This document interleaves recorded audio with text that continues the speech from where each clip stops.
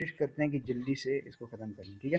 तो I hope disposal account आपको समझ आ गया होगा, इसमें उसमें कोई इशू नहीं होगा, ठीक है।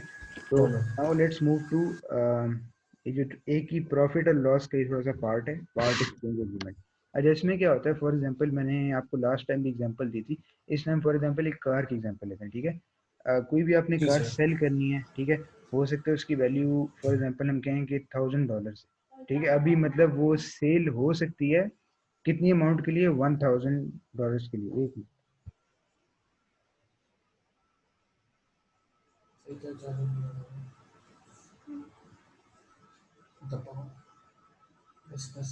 कर रहा हूँ रिकॉर्डिंग। अच्छा, तो पार्ट एक्सचेंज एग्रीमेंट में क्या कहा हमने कि फॉर एग्जांपल हो सकता है किसी कार की वैल्यू हमारे पास हमने नई कोई गाड़ी लेनी है, ठीक है। तो उसकी ठीक है वैल्यू हम कह लें कि $1000 उसने बताई कि हम उसे कहें, जो कार डीलर होता है, हम अगर उसे कहें कि ये कार कितने में ले लोगे हमारी पुरानी वाली ना, तो ठीक है अ, हम कहें कि जो हमारे कार डीलर है वो जस्ट फॉर इंस्टेंस कहे कि $1000 उसकी ये मैं लूंगा, $1000 में एडजस्ट होगी, ठीक है। और आप कहते हैं कि नई वाली कितने की, नई वाली हो सकता है कि 5000 6000 की, हम जस्ट एग्जांपल ले रहे हैं, ठीक है।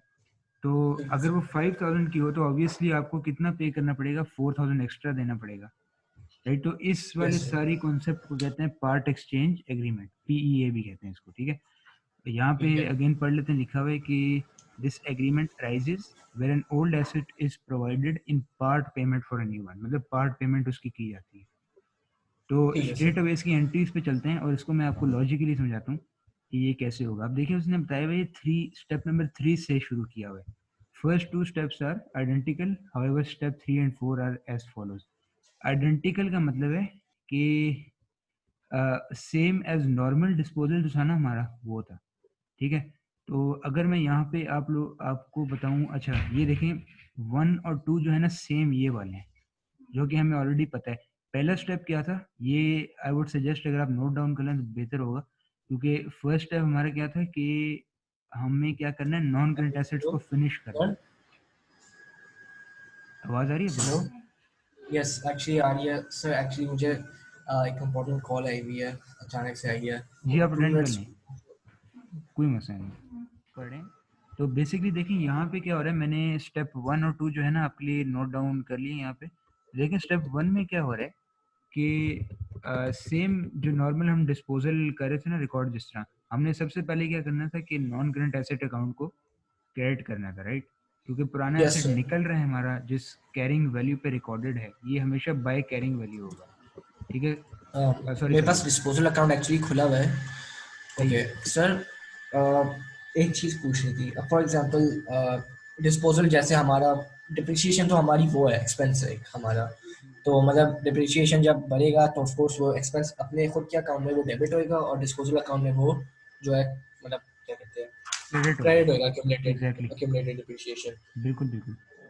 और बस ओके accumulated एक बस पूछा सर accumulated depreciation और normal depreciation जो है वो दोनों ही एक्सपेंसेस है ना हमारे तो वो दोनों ही डेबिट होएंगे और क्रेडिट होएंगे ऐसे ही है, लेकिन इसमें थोड़ी सी ऑल्टरेशन की ज़रूरत है कि एक्यूमुलेटेड डेप्रिसिएशन मैंने आई थिंक आपको बताया था it's a total of all, तो उसका यस क्रेडिट क्रेडिट ट्रीटमेंट किया जाता है, but that credit treatment does not mean कि वो इनकम है, ठीक है। लेकिन yes yes it's just understood अलग से एक रिकॉर्ड होता है just to record total depreciation हमारी। डेप्रिसिएशन भी एक एक्सपेंस है, वो डेबिट होता है, but accumulated depreciation is kind of not an expense, it's just for helping the management with preparing accounts, कि अकाउंट्स ओके प्रिपेयर करने में इजी उस तरह होता है, क्योंकि आपको आपके पास सारा ट्रैक होता है, आपको रिकॉर्ड्स में नहीं जाना पड़ता सारी अलग अलग से डेप्रिसिएशन ढूंढने, आपके पास एक ठीक है टोटल अमाउंट एंड में आ रही होती है, साथ साथ साथ कैलकुलेट हो रही होती है। ओके अब फॉर एग्जांपल जो भी हमने ये प्रीवियस क्वेश्चन किया था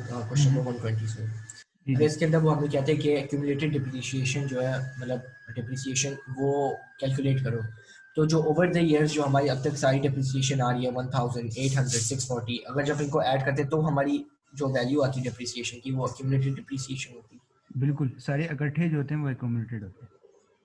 ओके ओके सही है, अब यस सर तो कंटिन्यू करें। यस यस सही है।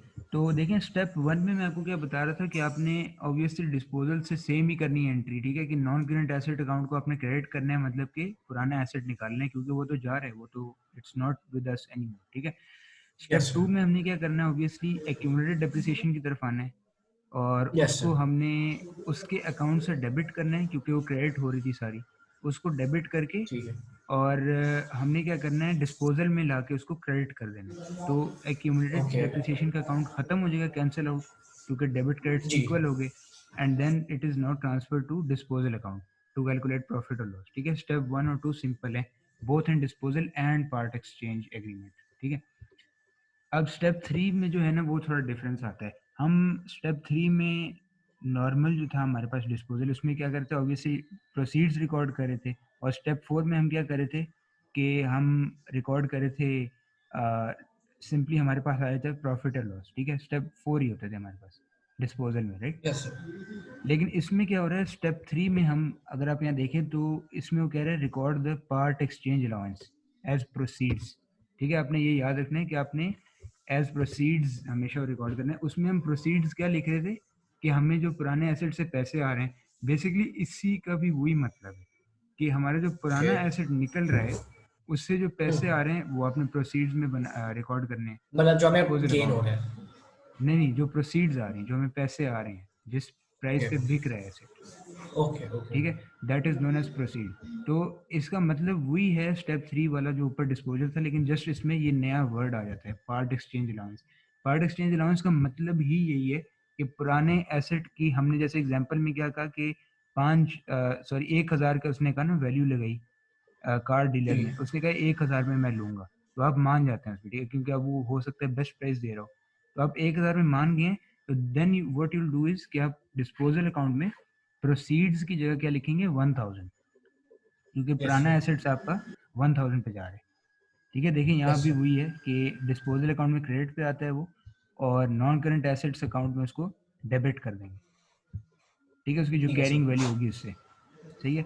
अब ओके। फाइनल, ये अभी आपको थोड़ा सा कंफ्यूजिंग लग रहा होगा, बट डोंट वरी, अभी हम क्वेश्चंस करेंगे, आपको उसमें क्लियर हो जाएगा, ठीक है।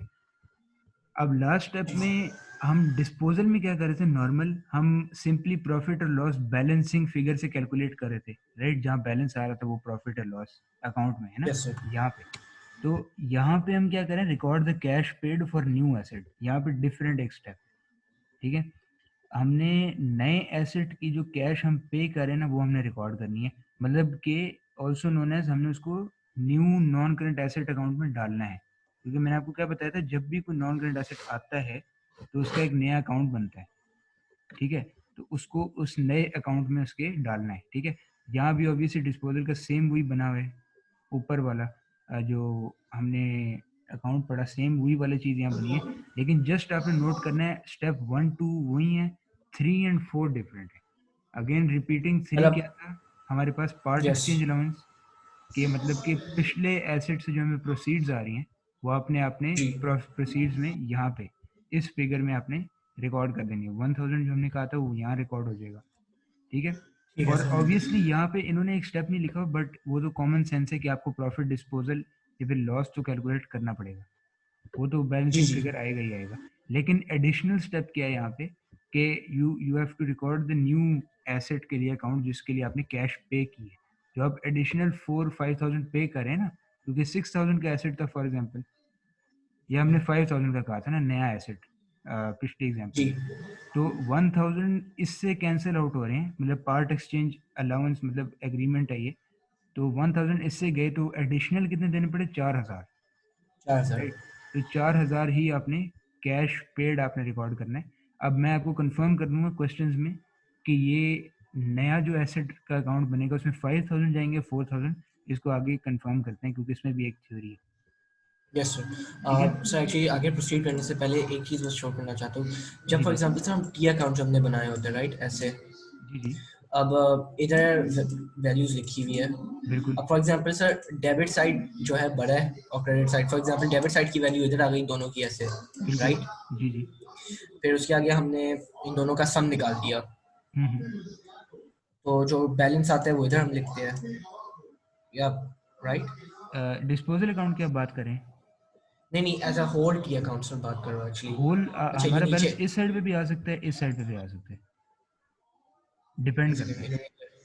इन्होंने नीचे नहीं लिखा हुआ एक्चुअली, क्योंकि मैं क्वेश्चंस कर रहा था फॉर एग्जांपल, नहीं मैं कंफ्यूज क्यों हो रहा हूँ इसमें। अब जैसे ओके, कहाँ अब पे लिखा हुआ है? ये जरा हल्का सा ऊपर जा सकते हैं सर, ये टी अकाउंट पे। अच्छा ये, नहीं ये बोथ हैं, यस, देखें यहाँ पे बैलेंसिंग फिगर है तो प्रॉफिट है, यहाँ पे बैलेंसिंग फिगर है तो लॉस है। नहीं नहीं, ये मुझे समझ है सर, ये मुझे समझ हम्म, है कि जी जी। जिसकी ज़्यादा बड़ी वैल्यू होगी जिस साइड की, उसके उसका बैलेंस दोनों साइडों पे लिखा जाएगा। ओ जी जी जी मैं बिल्कुल। मैं उसकी बात कर रहा हूँ सर, जो फाइनल बैलेंस हमारा आता है, फॉर एग्जांपल जब हमने क्रेडिट साइड को डेबिट साइड से माइनस कर दिया, हम्म। तो वो जो फिगर आता है सर, वो जो फिगर आता है वो हम किस साइड पे लिखते हैं? वो फिगर हम उस साइड पे लिखते हैं जिस साइड पे ग्रेटर अमाउंट था, नहीं या नहीं, उस साइड पे वो लिखते हैं जिस। वहाँ पे लिखते हैं जहाँ कम अमाउंट है। फॉर एग्जांपल हम यहाँ पे देखते हैं कि हो सकता है इस साइड का टोटल आया हो 5,000, या मैं यस सर, 5K लिख रहा हूँ, ठीक है, और इस यस साइड का सर, टोटल हो सकता है आया हो 2K, ठीक है। तो यस सर। हमें, हमारा मोटिव क्या है, हमने इन दोनों को इक्वल करना है। तो बैलेंस जो आ रहा है वो यहाँ पे आएगा, मतलब 3,000 का जो बैलेंस आ रहा है यहाँ पे, ताकि ये भी फाइव ओके, थाउजेंड बन जाए एंड ये भी फाइव समझ आ थाउजेंड गया, ठीक है। ये समझ आ गया। एक्चुअली कल मैं ज़रा इसकी F3 के ज़रा डबल एंट्री के क्वेश्चंस एक्चुअली कर रहा था, तो कोई मसला नहीं। उसमें एक्चुअली मैं पता नहीं बार बार डेबिट साइड पे डाल रहा हूँ, मुझे समझ ही नहीं आ रही एक्चुअली। मैं इसमें काफ़ी टाइम पहले खुद भी मैंने पढ़ा था, अच्छा अच्छा, लेकिन चलो जब सही मैं है, कोई वापस मसला नहीं। उसको कर रहा था सॉल्व, तो पता नहीं मुझे मुश्किल हो गई, तो मैं कहा आज आपसे कंफर्म कर लूँ इसको। सही हो गया, ठीक है। तो आई होप अभी स्टेप 3 और 4 भी समझ आ गए होंगे, जो भी हमने यस सर, पढ़े, ठीक है। तो आ अभी गए। इनको किड्स से करते हैं डिस्कस थोड़ी देर में, लेकिन उससे पहले हम लोग जो है ना रीवैल्यूएशन को कोशिश करते हैं ख़त्म करने, ठीक है। यस सर, हाँ, श्योर। तो स्टार्टिंग रीवैल्यूएशन हम लोग इसमें क्या कहते हैं कि बेसिकली इसमें क्या हो रहा था, जब भी एक एसेट, मैंने आपको बताया था कि उसकी मार्केट वैल्यू इंक्रीज हो रही हो, रिवैल्यूएशन में most of the cases, 99% of the cases ये एनआरवी से अलग है, ठीक है, इससे आपने कंफ्यूज नहीं करना। रिवैल्यूएशन होता है ठीक है। कि non current asset, for example आपके पास मोबाइल फोन है, ठीक है, उसकी प्राइस जो है मार्केट में भी चल रही है फॉर एग्जांपल $500, ठीक है, हम ये कह लेते हैं। यस, लेकिन हो सकता है बहुत एकदम उसकी डिमांड बन गई, एकदम उसका कोई ना कोई ट्रेंड बना है, उसकी कोई स्पेशल फीचर या कोई ना कोई रीजन होगा उसके अंदर, ठीक है, उसकी वैल्यू एकदम चलेगी $900 पे, ठीक है। तो ओके, अब 500 से 900। बिल्कुल 500 से 900 पे चली जाती है। अब जब आप फॉर एग्जांपल एक फ़ोन ओनर है उसके, ठीक है, वही वाला फ़ोन आपके पास है, तो आप तो ऑब्वियसली खुश हो जाएंगे, क्योंकि आप कहेंगे कि ये तो मुझे गेन हो गया, अगर मैं आज जाऊँ मार्केट में इसको यस, सेल करने, इवन दो आपकी इंटेंशन ना हो उसको सेल करने की, लेकिन अगर आप आज जाएं इसको मार्केट में सेल करने के लिए, तो जो लोग होंगे वहाँ पे 900 का उठा लेंगे, राइट। तो यस सर। आपने खुद उसको फॉर एग्जांपल 500 का यूज़ किया हो, ऑब्वियसली इस पे वेयर एंड टेयर भी हुई हो, यूज़ भी हुआ तो हो सकता है ऑफ उसकी वैल्यू कोर्स। बहुत कम हुई हो उस पे, तो लेकिन फिर आपको तो गेन हो जाएगा, राइट, उल्टा उस पे। तो जो कि इसी का मतलब रीवैल्यूएशन होता है, ठीक है। अभी ये कंपनी के it non current, doesn't matter कि वो डिप्रिशिएट भी कितना हुआ है। एग्जैक्टली exactly, उसकी जो नई ओके, वैल्यू है ना, दैट इज कॉल्ड रीवैल्यूएशन, ठीक है। ओके, तो कंपनी में जैसे मशीन्स होती हैं, हो सकता है वो एक कंट्री में, अब एक और एग्जांपल ले लेते हैं कि हो सकता है एक कंट्री में कोई इंपोर्ट कोटा लग गया है, ठीक है, ये रिस्ट्रिक्शन लग गई है कि ये मशीन यहाँ पे नहीं आ सकती, लेकिन हो सकता है यस सर, पहले बहुत सारी कंपनीज ने वो मशीन खरीदी और यूज़ कर रहे हो, लेकिन ऐसा कोई एकदम कोई टाइम आ गया, जैसे आपको पता है कोविड-19 का टाइम आ गया, वो उन कंपनीज को अपने फैक्ट्रीज बंद करनी पड़ी, just because they were not getting business. अब जो नई कंपनीज है, ठीक है। सिमिलर कंपनीज जिनको उन मशीन की ज़रूरत थी और वो बाहर से नहीं मंगाना चाह रही, तो अब ऑब्वियसली जो देने वाले हैं वो तो प्राइस इंक्रीज करके देंगे, क्योंकि कह रहे हैं कि एक ही सोर्स है आपका, आप हमारे से ही ले सकते हो, और तो बाहर से आप मंगा नहीं सकते, राइट। तो इस केस में जी, भी हम कह सकते हैं कि री वैल्यू हो जाएगी हमारी, मतलब हम ओके जो सर, एसेट पहले 500 का बेच रहे थे फॉर एग्जांपल, अब हो सकता है हम 1000 या 1500 का बेचें, ठीक है। तो ठीक है इसमें सर। भी ये भी IS16 का ही एक कॉन्सेप्ट है, which is property plant and equipment, ठीक है। ओके, अब बेसिकली ओके। इसमें क्या हो रहा होता है कि अगर लेकिन आई, सर, जी जी बताएं। रीवैल्यूएशन जो है जी जी। एसेट्स की, वो क्या स्पेसिफिक टाइप्स ऑफ एसेट्स पे होता है? नहीं नहीं, सारे, ऑल, जो भी कंपनी ओके, यूज़ करी है ना एज नॉन करंट एसेट, सारे के सारे, ठीक है। अब यहाँ ओके, पे IS16 की जो है हम लोग पढ़ लेते हैं, एक ऑफिशियल डेफिनेशन है। तो यहाँ पे हमारे पास क्या हो रहा है, if an assets carrying amount is increased as a result of revaluation, the increase shall be recognised in other comprehensive income. अब मैंने आपको 5 जो बनवाई थी ना आपसे, आई थिंक 5 फाइनेंशियल स्टेटमेंट्स जो बताई थी, पहली आपको जी। बताई थी, आई होप आपको याद होगी, स्टेटमेंट ऑफ फाइनेंशियल पोजीशन, ठीक है, फिर statement of yes. Profit and loss, ठीक है, जिसमें यस। प्रॉफिट फॉर द अरे ईयर आता है। थर्ड पे मैंने बड़ी। बताई थी, आई थिंक ये मैंने शायद बताई थी या नहीं, लेकिन ये statement of profit and loss के साथ ही आती है। या आप F7 में इसको ज़्यादा पढ़ेंगे, लेकिन अभी जस्ट समझने की ज़रूरत है। तो उसको कहते ओके। हैं कॉम्प्रिहेंसिव इनकम।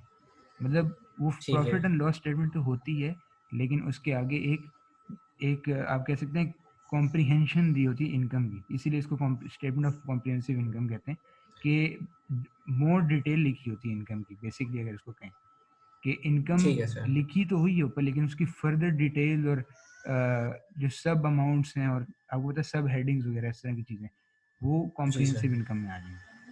ठीक है, तो IAS 16 रिक्वायर करता है कि कॉम्प्रिहेंसिव इनकम में भी लिखी जाए, क्योंकि ऑब्वियसली हमें गेन हो रहा है यहाँ पे, प्रॉफिट हो रहा है, ठीक है, अगर हम बेचना चाहें।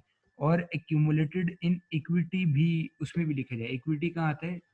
स्टेटमेंट ऑफ फाइनेंशियल पोजीशन में, और वहाँ पे एक हेड आता है रिवैल्यूएशन सरप्लस के नाम से, जिसको अभी जब मैं आपसे फॉर्मेट्स लिखवाऊंगा ना आगे at the end of the syllabus, तो जी। वहाँ पे आपको ये समझ आ जाएगी, ठीक है, क्योंकि यहाँ भी इसने कहा this is covered at the latter in the text, मतलब सिलेबस के एंड में।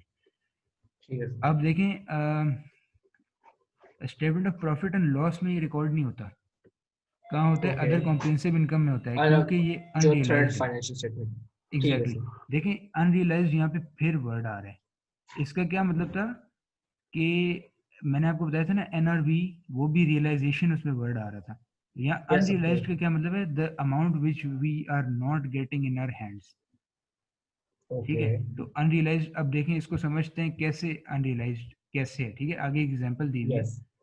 Think about owning a house, ठीक है, आपने एक हाउस ओन किया, वैल्यू ऑफ द हाउस में appreciate in value over time, हो सकता है उस एरिया की वैल्यू बढ़ जाए, हो सकता है बहुत पीसफुल एरिया हो, ठीक है, डिफरेंट रीजंस हो सकते हैं। You can't go out and spend that increase in value on a new car.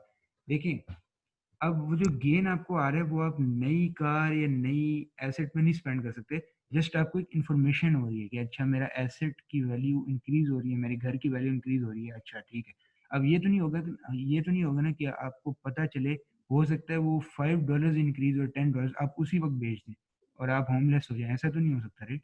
इसीलिए हम इसको कहते हैं कि अनरियलाइज्ड है, इट इज जस्ट ठीक है। फॉर रिकॉर्डिंग ऑन पेपर, ठीक है। It okay. Only becomes real when you sell the house and receive the benefit, मतलब आपको वो पैसे तभी हाथ में मिलेंगे, रियलाइज तब होंगे जब आप वो हाउस या कोई भी एसेट सेल कर देंगे, राइट? जैसे मैंने मशीन वाली ओके। एग्जांपल दी, क्योंकि समझ आ गई ऑब्वियसली सर, आपको, मतलब उसी वक्त इसका फायदा आपको होगा when you sell the product बिल्कुल बिल्कुल, दैट यू ओन। जैसे वो 500 और 900 वाली एग्जांपल दी अभी, जब आप उसको यस सर। मार्केट में देने जाएंगे, जब आपको 900 मिलेंगे तब ही वो रियलाइज होगा गेन, ठीक है सर। सही है। लेकिन अभी it is also again but unrealised, इसलिए इसको अदर कॉम्प्रिहेंसिव इनकम में लिखा जाता है। ओके। और वो ठीक हो अलग गया, से एक स्टेटमेंट बनती है पूरी। बिल्कुल बिल्कुल, उसको हम आगे डिस्कस ओके सर। करेंगे, ठीक है। तो यहाँ तक आई होप क्लियर हो गया होगा। Yes sir. अच्छा, अब इसको देख लेते हैं, ये भी एक उसी की एग्जांपल है I think. Vanguard owns land which originally cost $250,000. No depreciation has been charged on land in accordance with IAS 16, क्योंकि आपको पता है लैंड डिप्रिसिएट नहीं होता, जैसे मैंने यस आपको सर। पहले ही बताया, राइट? वो ओनली अप्रिशिएट होता है, ऊपर जाता है इसकी वैल्यू, ठीक है। Yes. Vanguard wishes to revalue the land, obviously revalue land भी हो सकता है, machinery, every asset is revalue, intangible assets भी revalue होते हैं, ठीक है। ठीक है sir. Vanguard wishes to revalue the land to reflect its current market value, which it has been advised at 350,000। अब देखें वो depreciate नहीं हो रहा, तो उसकी 250,000 ही वैल्यू रहेगी। अब उसको पता चला कि मेरा लैंड $3.5 लाख का हो गया, पहले वो two G fifty sir. Thousand का था, तो ऑब्वियसली कितना गेन आया? 100,000, 100,000, 1 लाख बिल्कुल पे। 1 लाख का गेन आ गया, राइट? तो ये कहाँ जाएगा? इसको कहेंगे हम रीवैल्यूएशन सरप्लस है ये, ठीक है। तो अब ठीक यहाँ है। पे देख लेते हैं इसने क्या किया हुआ आंसर में। देखें, अब statement of profit and loss and other comprehensive income भी कहते हैं इसको, आगे डिस्कस करेंगे इसको हम, ठीक है। उसमें क्या होगा? Yes sir. सिंपली हम हेडिंग लिखेंगे रीवैल्यूएशन सरप्लस की और आगे उसकी अमाउंट लिख देंगे 100,000, ठीक है, सिंपल यस सर। इसमें। एंड देन स्टेटमेंट ऑफ क्योंकि दो जगह रिकॉर्ड होना होता है ये, एक अदर कॉम्प्रिहेंसिव इनकम में, and then yes, secondly in statement of financial position. ठीक है, आपने याद रखना है कहाँ रिकॉर्ड होता है, दो जगहों पे। दो जगह पे, एक कॉम्प्रिहेंसिव इनकम के स्टेटमेंट में और एक स्टेटमेंट और एक इनकम स्टेटमेंट में। नहीं नहीं, statement of financial position. Income oh statement के ओके, साथ तो ये आ गया ना। Financial yes. पोजीशन में क्या होता है, एसेट्स और लायबिलिटीज और इक्विटी। सर ठीक है, फाइनेंशियल पोजीशन क्या बैलेंस शीट है? बैलेंस शीट, एग्जैक्टली पुराना नाम इसका ओके, बैलेंस शीट है। ठीक है, लेकिन अभी ठीक है S O sir. F P कहते हैं इसको, statement of financial okay, position. ठीक है इसमें सर। क्या होगा, अब सिंपल देखें, ये भी एंट्री आप नोट डाउन कर लें क्योंकि ये बहुत इंपॉर्टेंट है समझने के लिए।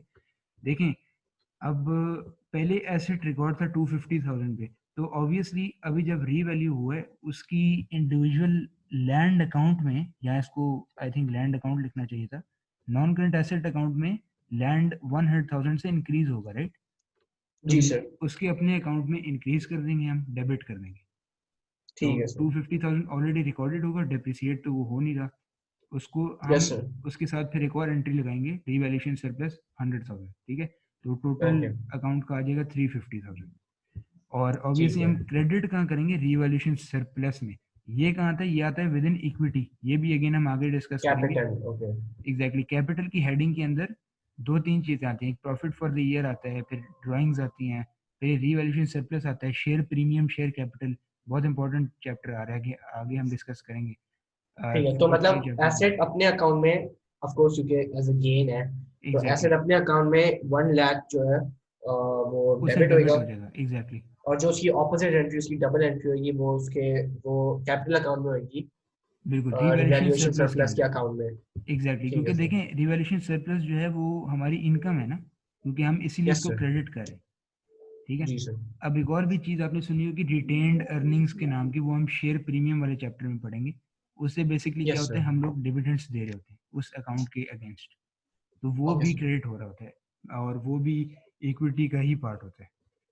लेकिन यहाँ पे ठीक है दो सर। एंट्रीज आप समझ गए कहाँ कहाँ दो रिकॉर्ड होती हैं, in none other current assets comprehensive account income, में वो यहाँ पे statement other, of profit and loss और कॉम्प्रिहेंसिव इनकम और एसएफपी, बिल्कुल स्टेटमेंट बिल्कुल ऑफ फाइनेंशियल पोजीशन। सही है, वहाँ तो सिंपल हेडिंग आ जाएगी हमारे पास। ठीक है, क्योंकि हमने जी जस्ट सर। इनकम को वहाँ फेंकना है। ठीक है, और स्टेटमेंट ऑफ फाइनेंशियल पोजीशन में दो एंट्रीज आएंगी, डेबिट नॉन करेंट एसेट कर देंगे तो नॉन करेंट एसेट्स की वैल्यू बढ़ जाएगी, और क्रेडिट रिवैल्यूएशन सरप्लस कर देंगे तो इक्विटी की वैल्यू बढ़ जाएगी। अब देखें, इनडायरेक्टली मैं इसको लिंक करता हूँ अकाउंटिंग इक्वेशन के साथ। हमने क्या पढ़ा था, assets is equal to equity plus liability, right, capital plus liability. तो जी कैपिटल सर। में आ रहा है 1 लाख और एसेट्स में आ रहा है 1 लाख, राइट, तो 1 लाख इज जी इक्वल सर। टू 1 लाख हो गया, लाइबिलिटीज में कुछ नहीं है। जी। तो अकाउंटिंग इक्वेशन भी इससे क्लियर होगी। ठीक है सही है, सर। तो ये भी हमारा क्लियर हो गया। अब चलते हैं आगे और देख लेते हैं इसमें क्या चीज़ रह गई है। अच्छा, समरी अगर यहाँ देख लें तो अब देखें यहाँ पे कुछ और इन्फॉर्मेशन है जिसको हम एक दफ़ा पढ़ लेते हैं कि रिवैल्यूएशन सरप्लस क्या होता है। Obviously revalued amount minus carrying amount, carrying amount जिस पे ओके। पड़ा हुआ है, हो सकता है एसेट हमारा जो है अभी 1K का पड़ा हुआ है, ठीक है, कंपनी की बुक्स में कैरिंग डिप्रिशिएट होने अमाउंट, के बाद, राइट? एग्जैक्टली, डेप्रिसिएट होने के ओके। बाद उसकी कैरिंग अमाउंट 1K पे। ठीक है, रीवैल्यूड अमाउंट हो ठीक सकता है, है 2.5K होगी वो। ठीक है, तो हो ये सकता मतलब है, जो उसने गेन किया है, एग्जैक्टली, नहीं नहीं, तो रीवैल्यूड अमाउंट 1.5। जो न्यू वैल्यू है मार्केट में, तो ओके। इससे फिर गेन को हम कहते हैं सरप्लस, रिवैल्यूएशन सरप्लस। 1.5 उसने 1.5 के उसने गेन किया है फिर। बिल्कुल बिल्कुल, 1.5 के जो है उसका गेन या फिर रिवैल्यूएशन सरप्लस आ जाएगा। ठीक है, ये वाली एंट्री तो सेम है जो हमने ऊपर पढ़ी है। ठीक जी, है, ये तो सही। क्रेडिट रिवैल्यूएशन सरप्लस और डेबिट उसका स्पेसिफिक एसेट, एसेट अमाउंट। ठीक है, ठीक है सर। अच्छा, अब थोड़ी सी जो है गेम यहाँ पे, ठीक है, इसको समझते हैं कि यहाँ पे क्या हो रहा है। अब देखें, डेप्रिसिएटेड एसेट के लिए थोड़ी सी डिफरेंट एंट्री है। जो ये तो डिप्रिशिएट हो चुका है पहले से। ये तो थी ना नॉन डेप्रिसिएटेड एसेट के लिए, जैसे हमने लैंड जी की जी। एग्जांपल देखी, राइट, ऊपर, वो तो डेप्रिसिएट यस नहीं हो सर। रहा। अब हो सकता है कि कार हो, लैंड, सॉरी, कार हो, बिल्डिंग हो, कोई प्रॉपर्टी हो। सही है, तो उसमें क्या हो रहा है इसको डिस्कस कर लेते हैं, एक मिनट। ठीक है सर।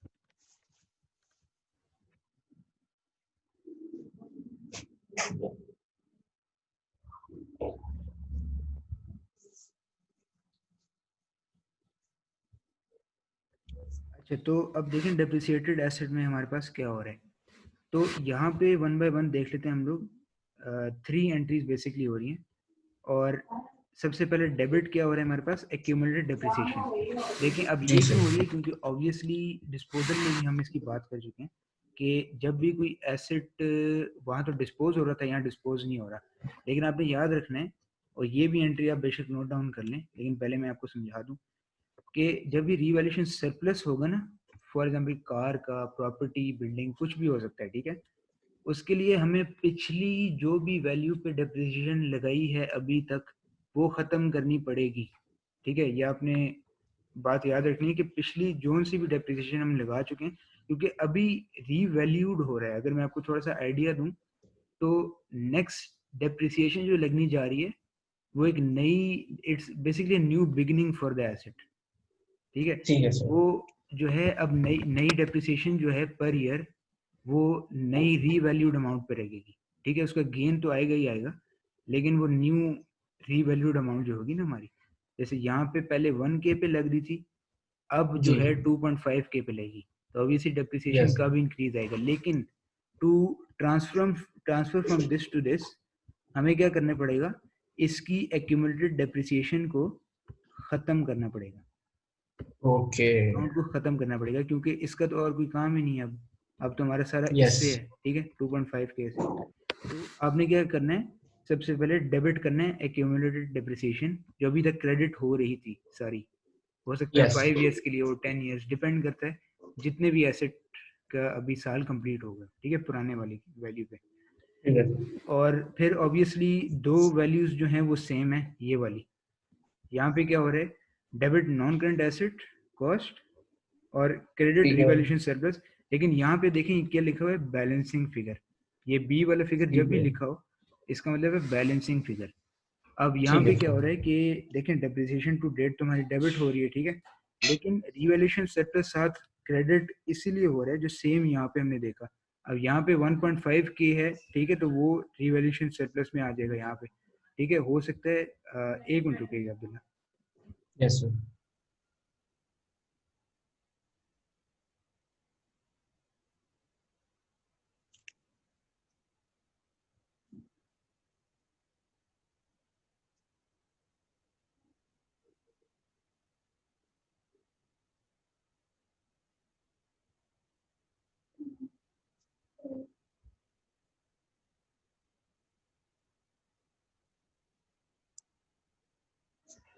ओके, तो अब देखें, एक जस्ट एक एग्जांपल ले लेते हैं यहाँ पे।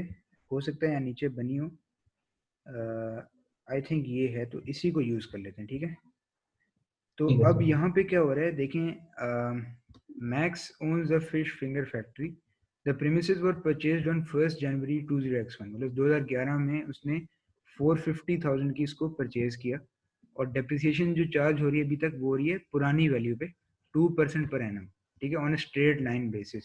अब इसमें यूजफुल लाइफ नहीं है, तो स्ट्रेट अवे हम कॉस्ट पे 2% लगाते जाएंगे। ठीक है, ठीक अब है ये सर। पढ़ते हैं, Max now wishes to revalue the factory to 800,000 on 1 January 2017। अब आप देखें कितने अरसा पुरानी वैल्यू पे रहा है वो, 6 ईयर्स, राइट। 6 इयर्स ठीक है, बाद। 2011 से लेके 2017 तक, राइट, जनवरी 2017 में वो रीवैल्यू करता है। ठीक है, टू ठीक रिफ्लेक्ट द है। Market value. अब देखें यहाँ ठीक है। पे बैलेंसिंग फिगर क्यों है, क्योंकि हमने डेबिट्स को इक्वल करना है। तो ओके। अब बैलेंसिंग फिगर यहाँ पे क्या रहता है, सिंपली हम रिवैल्यूएशन सरप्लस जो सारा था 1.5 के ठीक जो है। था ना, वो सारा का सारा यहाँ भी लिख रहे थे। लेकिन यहाँ पे ऐसा नहीं है, यहाँ पे सिर्फ बैलेंसिंग फिगर आएगा लेस और द एक्यूमुलेटेड डेप्रिसिएशन। ठीक है, ठीक है, क्योंकि वो देखें, समझा। सर एक क्वेश्चन पूछना जी जी पूछें। ये जो ये टू डेबिट्स है राइट, ये डेबिट ये वाले दो, जी जी, ये इन दोनों का जो टोटल बैलेंस है इन दोनों का, वो क्या इसका भी सेम बैलेंस है? एग्जैक्टली मतलब इन दोनों डेबिट्स ओके। का सेम बैलेंस होना चाहिए इस क्रेडिट से। ओके ठीक है ठीक है, सर। इसीलिए यहाँ पे वो बैलेंसिंग फिगर लिखा हुआ है, क्योंकि यहाँ डेप्रिसिएशन की एक गेम आ जाती है, तो हम इसको डेप्रिसिएशन को माइनस करना पड़ता है। ठीक है, ठीक है और सर। एडिशनल जो हमारी चीज़ रह जाती है, वो नॉन करंट एसेट की कॉस्ट में हम लोग डालेंगे। उसको डिस्कस करते हैं ओके। कैसे होगा। अब देखें, यहाँ से आपको समझ आ रही होगी कि फैक्ट्री है, ठीक है, फिश फिंगर फैक्ट्री, तो फैक्ट्री डेप्रिसिएबल एसेट है। राइट, नॉन डेप्रिसिएबल तो नहीं है, नॉन डेप्रिसिएबल लैंड हो सकता है सिर्फ, तो फैक्ट्री आपको पता है डेप्रिसिएबल है, ठीक है। तो हमें यहाँ क्या करना है, 3 एंट्रीज बनानी है। मैं यहाँ पे लिख लेता हूँ, 2 डेबिट्स थे हमारे पास, ठीक है, और एक क्रेडिट था इन रिवैल्यूएशन सरप्लस। अब देख लेते हैं यहाँ पे क्या हो रहा है। तो अगेन मैं एक्सेल खोलना पड़ेगा यहाँ पे मैं कैलकुलेशन कर लेता हूँ। तो सबसे पहले यहाँ पे भी इसको छोटा कर लेते हैं थोड़ा सा, ठीक है। तो यहाँ पे वो कह रहा है कि हमारी जो कॉस्ट थी जहाँ से हमने स्टार्ट करना है वो थी 450,000, ठीक है, और स्ट्रेट लाइन मेथड उस पर चार्ज हो रहा है, तो माइनस दिस इंटू 0.02। तो ये हमारे पास आ गई पहले साल की, एंड हमने 6 ईयर्स की करनी है, मतलब x1 x2 x3 x4 x5 x6, x7 की नहीं करनी, क्योंकि x7 से ऑनवर्ड्स उसने जनवरी फर्स्ट जनवरी का तो उसने ऐसे भी करना ही है। बिल्कुल बिल्कुल। तो हमने 6 ईयर्स की करनी है, मतलब 6 दफ़ा डिप्रिसिएशन, ठीक है। तो यहाँ पे कैरिंग वैल्यू आ गई ईयर 1 की, ठीक है, जो कि आएगी 441। अब डिप्रिसिएशन सेम है यही वाली, -9,000, क्योंकि स्ट्रेट लाइन है, ठीक है। Carrying value for year 2 will be 432,000। Depreciation third year की कर लेते हैं।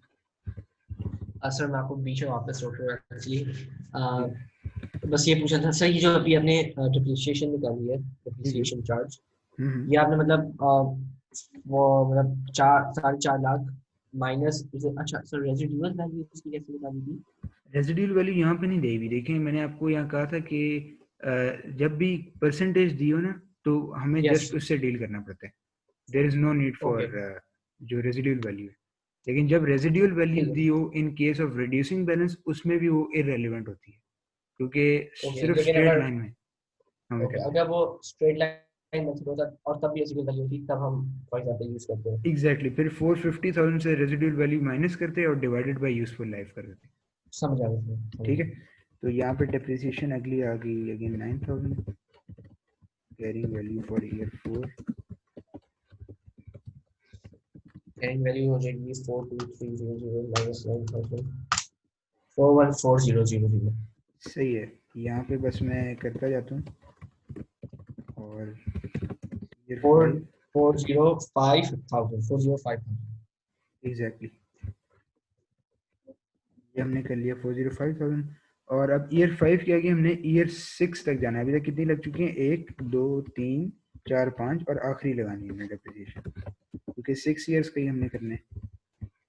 तो यहाँ पे फॉर ईयर 6 हमारी कैरिंग वैल्यू आ जाएगी यहाँ पे, विच विल बी 396,000, ठीक है। तो ये अभी तक यहाँ पे फिर हमने ब्रेक लगा देना, स्टॉप कर लेना, ठीक है। यस। तो अब हम क्या करेंगे, अब हमने रिफ्लेक्ट करनी है बेसिकली जो हमारे पास हुई है ना रिवैल्यूएशन, वो किस अमाउंट पे हुई है, 8 लाख पे, ठीक है। Yes sir. अब रिवैल्यूएशन किस पे होगी, 8 लाख, 396 से 8 लाख पे जंप करना है हमने, 450 से नहीं करना, ठीक है, क्योंकि हमेशा हमने कैरिंग वैल्यू से करना है। तो इसको यहाँ पे देख लेते हैं। अब हम कहते हैं कि रीवैल्यूड अमाउंट होगी हमारे पास, मतलब नई कॉस्ट आ गई हमारे पास एक तरह, 800,000। यहाँ पे मैंने एक लाइन इसलिए लीव की है क्योंकि हमने इसका डिफरेंस यहाँ पे जो गेन होगा ना, वो इन दोनों का डिफरेंस होगा, ठीक है सर, ठीक है। तो यहाँ पे हम देख लेते हैं, जस्ट मुझे एक चीज़ यहाँ से कंफर्म करनी है, 1 मिनट रुकिएगा। अच्छा, जैसे हमने यहाँ पे पढ़ा, मैं अगर वापस ऊपर जाऊँ, यहाँ पे हमने देखा कि रिवैल्यूएशन सरप्लस जो है ना, उसमें लिखा हुआ है revalued amount minus carrying amount, ठीक है। तो टेक्निकली हमारी जो है वो बननी चाहिए इन दोनों का डिफरेंस, लेकिन इसने पीछे आंसर में जो है ना वो किया हुआ है 450 को इसने कंपेयर किया हुआ है इससे 8 लाख से। वो क्यों किया हुआ है, वो दिस इज बिकॉज ऑफ ये बैलेंसिंग फिगर, ठीक है। इसको भी हम अभी डिस्कस करते हैं, यहाँ पे पहले हम पूरा कर लें। तो अब देखिए, इसे नेक्स्ट की तो नहीं मांगी। अच्छा, अब रीवैल्यूड हमारे पास ये आ गई। अब यहाँ पे लिखते हैं रीवैल्यूएशन सरप्लस, ठीक है। अब देखते हैं कि ये कैसे आएगा। तो डायरेक्टली यहाँ पे एंट्रीज पे आते हैं, ठीक है। हमारे पास डेबिट था यहाँ पे, अगर हम ऊपर से देख सकें, एक्यूमुलेटेड डेप्रिसिएशन, ठीक है, वो हमने डेबिट करनी है। अब देखिए कितनी हो चुकी है डेप्रिसिएशन, कितनी, मतलब 9 लगा 6 टाइम्स, 9 6 है 54, मतलब 54,000 हम डेबिट करेंगे, ठीक है। ठीक साथ है। साथ हम मेंटेन तो कर ही रहे होंगे, लेकिन यहाँ पे डायरेक्टली मैंने अमाउंट लिख दी क्योंकि 9,000 6 टाइम लगी है, राइट, 6 साल के ये लिए हमने सेम। क्रेडिट की अकाउंट्स में से शो करना होगा। अगर पूछा हो फिर शो करना होगा, लेकिन वैसे डबल एंट्रीज ही पूछेगा, ठीक है। Okay sir. सेकंड डेबिट जो था हमारा वो बैलेंसिंग फिगर था फॉर नॉन करंट एसेट, उसको अभी हम देखते हैं क्या हो रहा है यहाँ पे। क्रेडिट जो था हमारा वो था रिवैल्यूएशन सरप्लस। अब देखिए सरप्लस में क्या आ रहा है, 396 और इन तीनों का, ठीक है, क्योंकि हमने ठीक क्या है कहा, sir. Revalued amount minus carrying amount. Carrying amount हमारे पास क्या है, 396,000, राइट। तो ठीक है यहाँ सर। पे हम क्या लिख देंगे, दिस माइनस दिस, तो ये 404,000 हमारे पास यहाँ पे आ गया, ठीक है।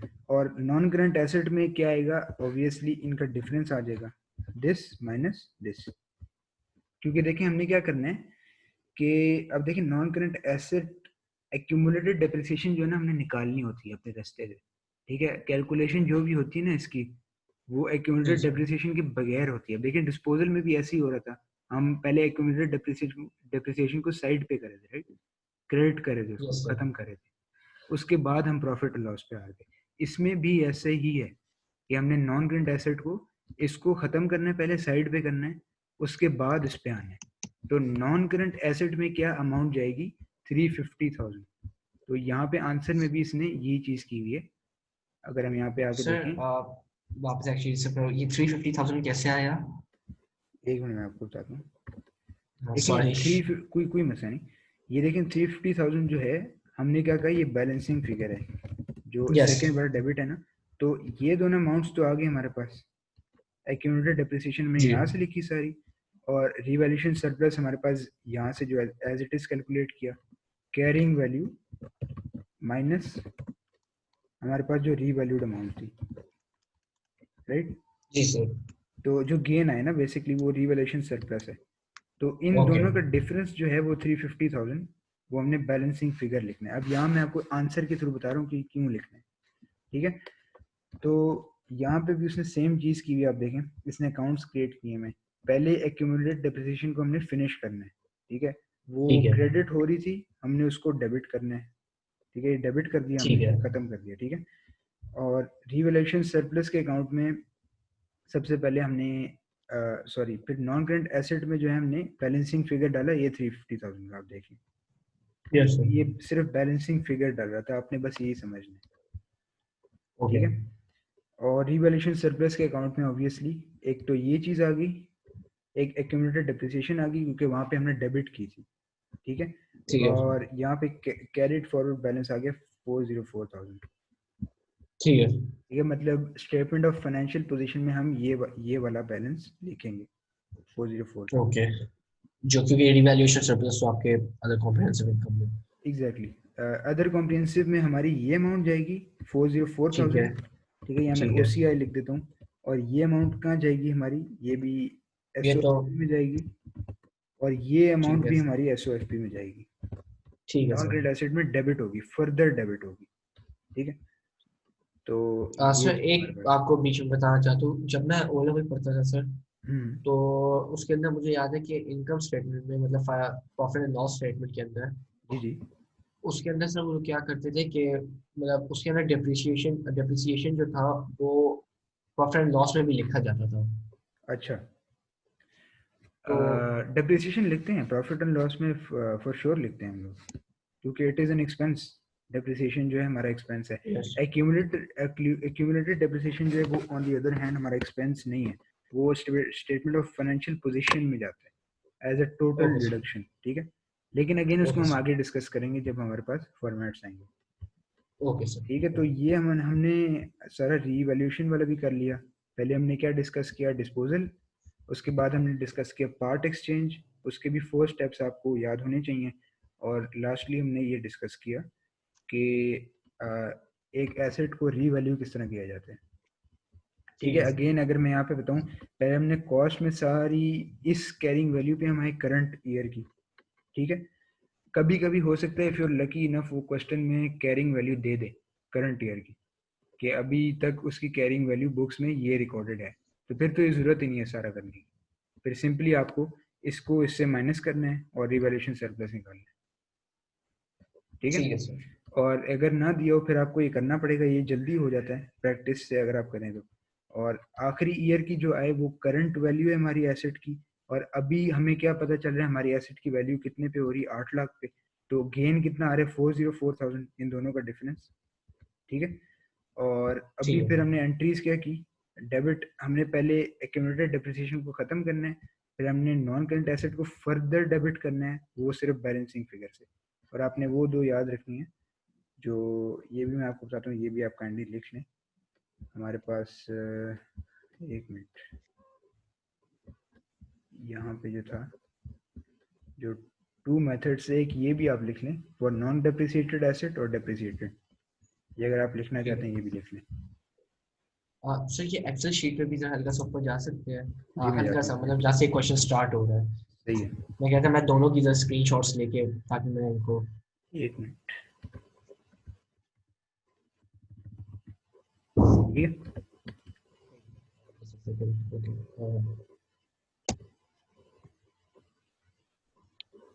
ठीक। सही हो गया। Yes sir. सही है, तो ये हमने फिनिश कर लिया रिवैल्यूएशन वाला चैप्टर। अब यहाँ देख लेते हैं और क्या चीज़ें रह गई हैं। Depreciation of a revalued asset, इसको देख लेते हैं हमें क्या बोला हुआ है इसने।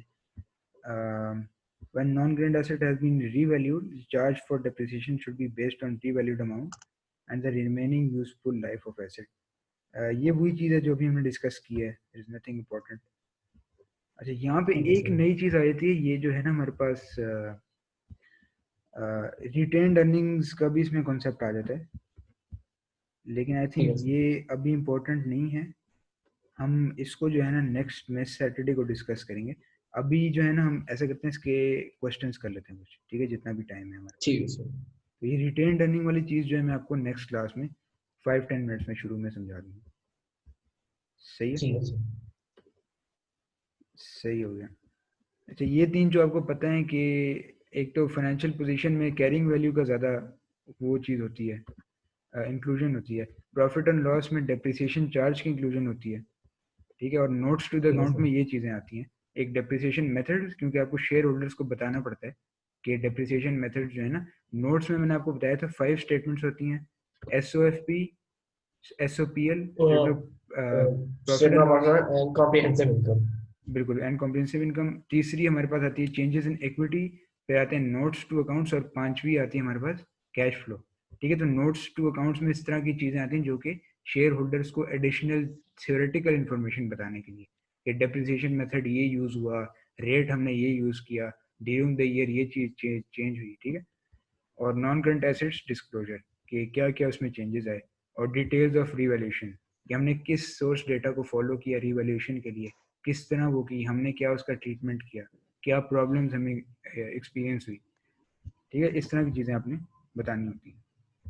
तो ये भी ठीक क्लियर है हो सर। गया। बेसिकली जो है ना, नॉन करंट एसेट रजिस्टर इस तरह कुछ बनाए जाते हैं कंपनीज में, ये आप देख लें।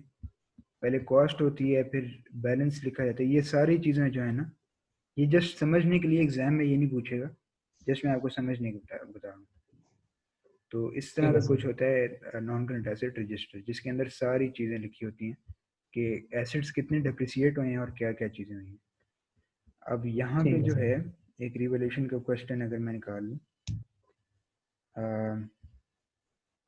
एक मिनट। अच्छा, ये हम करते हैं 121। इसमें क्या कह रहा है कि ये दो, उसके पास लैंड एंड बिल्डिंग्स थी नॉन करंट एसेट्स में, उनकी कॉस्ट क्या थी 10.4 मिलियन, और एक्यूमुलेटेड डेप्रिसिएशन अभी तक क्या थी 0.12 मिलियन।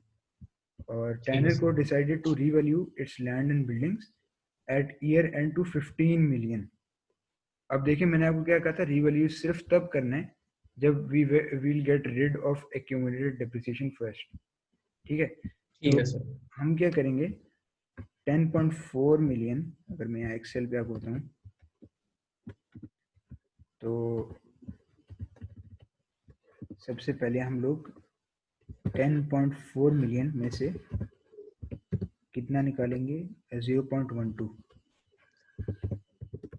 ये हमारे पास 10.28 आ गया, ठीक है। तो 10.28 यस। मिलियन जो है, अब इस पे हमें रिवैल्यू करना है, ठीक है, क्योंकि ओके। ये हमारी कैरिंग वैल्यू है, राइट। इन दोनों का यस डिफरेंस ये। जो है वो कैरिंग वैल्यू आएगी, राइट, यस सर। क्योंकि कॉस्ट माइनस सारी डेप्रिसिएशन जो अभी तक आई है। तो ये 10.28 आई हमारे पास, 0.28, ठीक है सर। ठीक है। और अब उसने क्या किया, 15 मिलियन, मतलब अब इन दोनों को कंपेयर करना है। अब आपने इन दोनों को नहीं करना, इन दोनों को भी नहीं करना, इनको करना है, ठीक है, इस वाले को, 10.28 और 15 मिलियन को। तो रिवैल्यूएशन सरप्लस सिंपली उसने पूछा है, वो क्या सर होगा, 10.28 या 10.18? 10.28, ये आया ना ओके हमारे पास, सही है। सर। ओके एक सेकेंड सर, लेकिन ये तो जैसे क्वेश्चन टू मेक श्योर, ये लैंडिंग आपने खरीदी हमने 10.4 मिलियन की, जी जी। और ओके ओके ओके, अच्छा मैं समझ रहा हूँ कि ठीक है एप्रिसिएशन, ओके ठीक है समझ आ गई सर। 0.12 मिलियन की डेप्रिसिएशन अभी तक लग चुकी है सारी, यस सर ठीक यस है, सर। अभी तक। तो अभी हमारा रिवैल्यूएशन क्या आ गया, हमने माइनस किया तो 4.72 मिलियन आ गया, ठीक है। तो ये जी सिंपली सर। हमारा रिवैल्यूएशन है, जो कि इक्विटी के अंदर लिखा जाएगा, 4.72 बिलियन, ठीक है, ये जी यहाँ पे सर। आ जाएगा। अब नेक्स्ट कोई देख लेते हैं क्वेश्चन, रिवैल्यूएशन सरप्लस का कोई कॉम्प्रिहेंसिव था, उसके बाद हम वाइंड अप करते हैं। एक मिनट,